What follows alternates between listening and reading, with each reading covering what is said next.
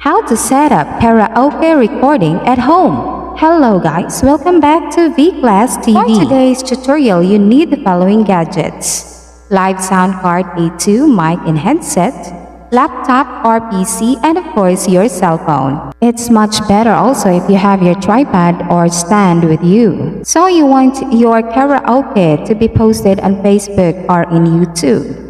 You want quality videos to be posted on your social media accounts. Here's how you're gonna do it. Set up your live sound card with your PC and your cell phone. Put your mic on, your headset or earphone, and the Live 2 jack connecting to your cell phone.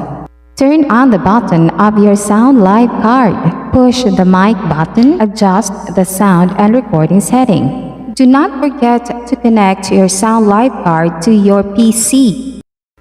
Now you can start playing your favorite songs on your PC while you are going to record it on your phone, just like this. You can't stop the rain. The final result is one that is on your cell phone, and that is what you're going to upload.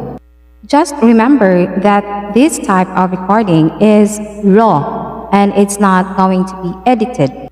Your actual singing of the song during your karaoke recording is what you get as your final output.